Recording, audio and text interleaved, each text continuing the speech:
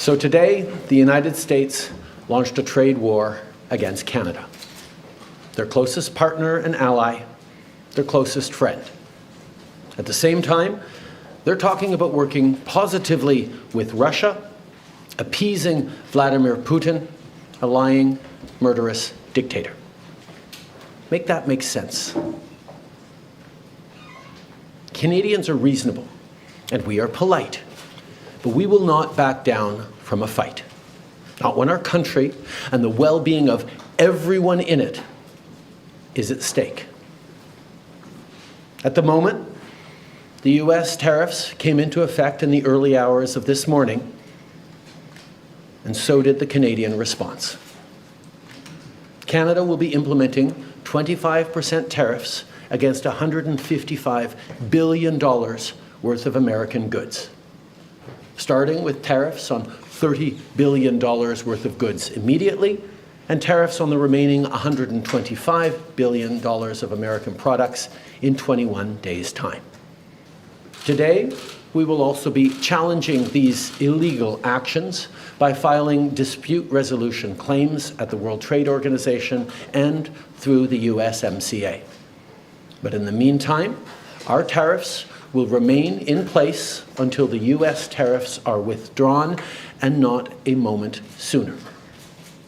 And should these tariffs not cease, we are in active and ongoing discussions with provinces and territories to pursue several non-tariff measures, measures which will demonstrate that there are no winners in a trade war. Now, just like I did a month ago, I want to speak first directly to the American people. We don't want this. We want to work with you as a friend and ally. And we don't want to see you hurt either. But your government has chosen to do this to you. As of this morning, markets are down, and inflation is set to rise dramatically all across your country. Your government has chosen to put American jobs at risk, at the thousands of workplaces that succeed because of materials from Canada or because of consumers in Canada, or both. They've chosen to raise costs for American consumers on everyday essential items like groceries and gas, on major purchases like cars and homes, and everything in between. They've chosen to harm American national security, impeding access to the abundant critical minerals, energy, building materials, and fertilizers that we have and that the United States needs to grow and prosper. They've chosen to launch a trade war that will, first and foremost, harm American families. They've chosen to sabotage their own agenda that was supposed to usher in a new golden age for the United States. And they've chosen to undermine the incredible work we've done together to tackle the scourge that is fentanyl, a drug that must be wiped from the face of the earth. So on that point, let me be crystal clear. There is absolutely no justification or need whatsoever for these tariffs today.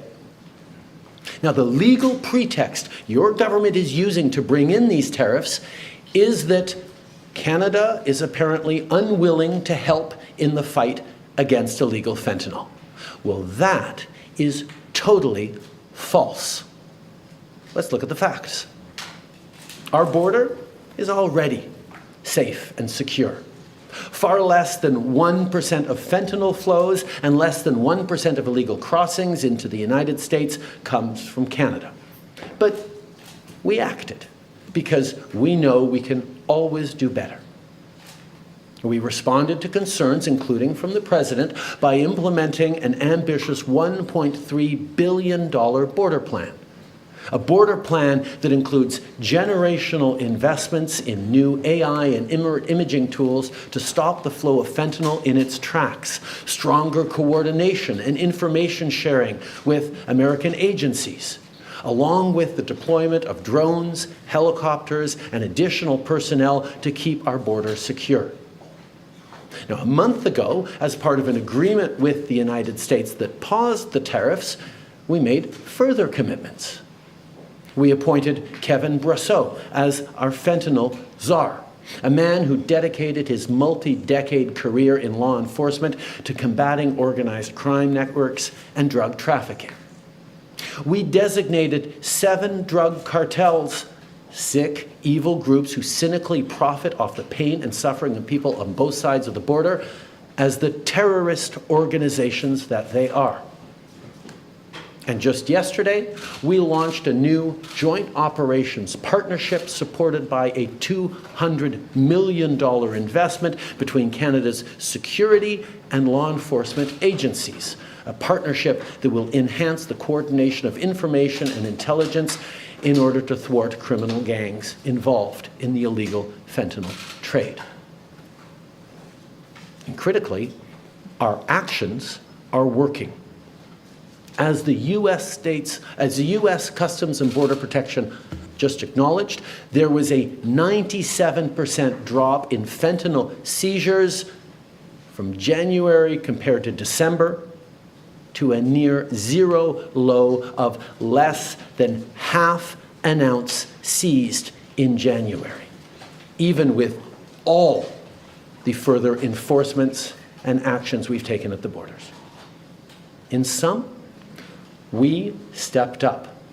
We engaged closely and constructively with the President and his administration. We did everything we promised. We stuck to our word. And we did it because we believe in working together to protect our citizens. Now I want to speak directly to one specific American, Donald. In the over 8 years you and I have worked together, we've done big things. We signed a historic deal that has created record jobs and growth in both of our countries. We've done big things together on the world stage, as Canada and the US have done together for decades, for generations. And now we should be working together to ensure even greater prosperity for North Americans in a very uncertain and challenging world. Now, it's not in my habit to agree with the Wall Street Journal, but Donald, they point out that even though you're a very smart guy, this is a very dumb thing to do. We two friends fighting is exactly what our opponents around the world want to see. And now, to my fellow Canadians, I won't sugarcoat it. This is going to be tough, even though we're all going to pull together, because that's what we do. We will use every tool at our disposal so Canadian workers and businesses can weather this storm. From expanding EI benefits and making them more flexible to providing direct supports to businesses, we will be there as needed to help. But Canada, make no mistake, no matter how long this lasts, no matter what the cost, the federal government and other orders of government will be there for you. We will defend Canadian jobs. We will take measures to prevent predatory behavior that threatens Canadian companies because of the impacts of this trade war, leaving them open to takeovers. We will relentlessly fight to protect our economy. We will stand up for Canadians every single second of every single day because this country is worth fighting for.